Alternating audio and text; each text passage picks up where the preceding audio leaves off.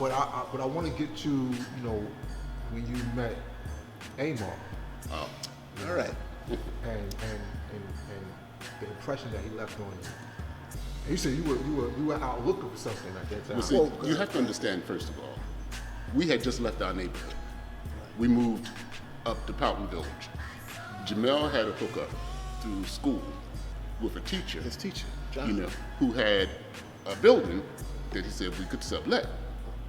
Now this building had what, 11 rooms, Big 3-story building. I'm gonna take him up there after this. you know, and it was, I mean, it had everything in it. I mean, the building had a piano. We were all musicians, you know. I played most percussion instruments, plus I was a dancer. Ramel played clarinet, saxophone. You know, Jamel played piano and sax. And congas. So you all were proficient in the arts. Oh yeah. Oh yeah. We drum. Well-educated, well-read. Well-read drum lines, guy. We had drum lines. Yeah. There was nothing for everybody to bring their kunga outside, guy, back in the 60s and 70s. And entertain the whole community. And entertain the whole block. We had good drum lines. Yeah. Real good drum lines, young coming up, guy. It was just something we naturally did. Yeah. And we had sisters, Miss Annalou, come around dancing. We had African dancers that would just come down the street, start dancing. Yeah. And Kahim and Miss Davis, and she was one of them teachers that showed up at what I was telling you before, when we had to go to court, when the guys had to go to court. The courtroom was full of teachers, principals. Yeah. I was the assistant. The jury was saying were No, the courtroom court- to testify on our behalf. on your behalf. Right. It was full of everybody that loved us, guys. I was the assistant teacher at the junior high school at the time. I took him by there. Same one. I took him by You know, there. because I was a dancer. You know, that's what I did. Right. You know, so Yet you were angry and wanted to make this aggressive statement. something had to happen. Something had to change. Had to change because you were seeing police. Right. Well, Within at the the time, community. we didn't understand. It wasn't something that had to change. What had to happen first is we had to change. Good point. You know, Right. Good point. you know, that's what had to happen first. Because once we changed, then we could change everything else.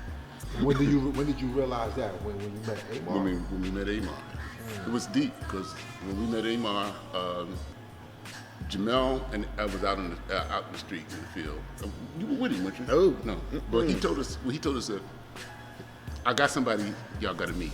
No, it didn't go like that. It went like this. Rick Palmer. We was at the house. Remember Rick Palmer? Yeah. Jamel and Rick Palmer. We had to go outside. We was trying to find information on the neighborhood. And they told me, they said, Ramel, you the youngest one, you stay. Rick Palmer and Jamel went out on the streets and walked about 3 blocks down to 34th and Powton. And lo and behold, there was a bearded guy, big afro, cut off shorts, standing on the corner. This is in 1971. 1971. The summer of 1971. You figure we got up there around. That was in March. That was in March because it was before my birthday. Oh God. We got village in July. No, we didn't. When we graduated, this is the way it went. I graduated June 20 something. That's what I was looking for, the date. You're right. Because y'all had came home. Y'all came home in March. Y'all spent like a month or something there. Yeah. Y'all came home in March. Now from March to now, we was just trying to get our diplomas and you know, just settling down and getting our life together. Jamel was still in school. You were still in school. I was coming out of Overbrook. And you had went and got a job and was going part-time and a couple other things you was doing. And I graduated the 23rd, 24th, 25th. About 2 or 3 days later, Jamel knocked on the door and said to me, we have a house. So now you figure, by the time I wrangled with my mom and my dad, we there. Kahim heard, y'all got a house? Kahim was, I'll be there tomorrow. Just like that. I'll be right up there. I said, what's the address? 3321, God, I'll be right there. Look, I told my old lady, I'm moving. I'm moving. She said, well, when? I said, now. Where you going? I'll send you the address. I'm out. I'm gone. My mom was a little bit more protective. She said, oh, you're not ready to move. And she sent my dad up there to check on the house. House was a big, beautiful house. Just had to be cleaned up. And he sat there with me that day, trying to convince me not to come back home. And I'll never forget that question. He said, I told him, I said, well, what do you think? Why would a year make any difference? And he never forgot that. You know, because they would say, come home for a year and then see what happened. I said, well, why would a year make any difference? I said, we was smart enough to go on our own, in which we were. And like I said, God, we had no idea. No idea what was in front of us. We knew we could feel the crescendo, though, God. Like, we could feel it. Over the months. All since the months, God. It was a crescendo from January, from that first incident. From even before then. Even before then, though, God. 'Cause we had been building up to this for almost a year.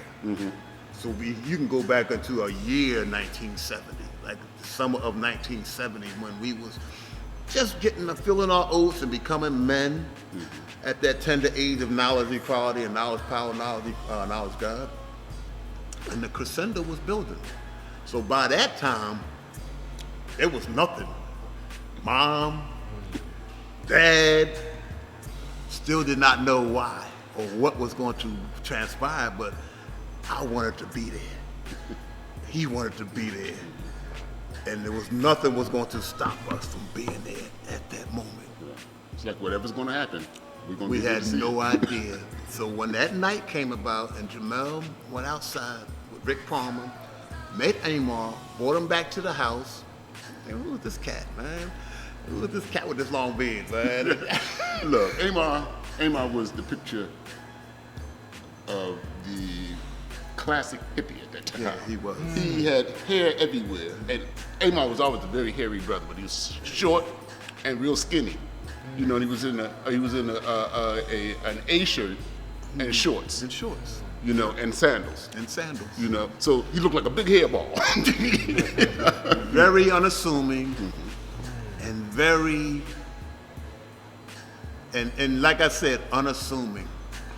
Because it wasn't like he was sitting there, we did not see the flag. He had a flag on. He didn't have it on that time. He didn't have a flag on. I like this synth, Mega. Do it again.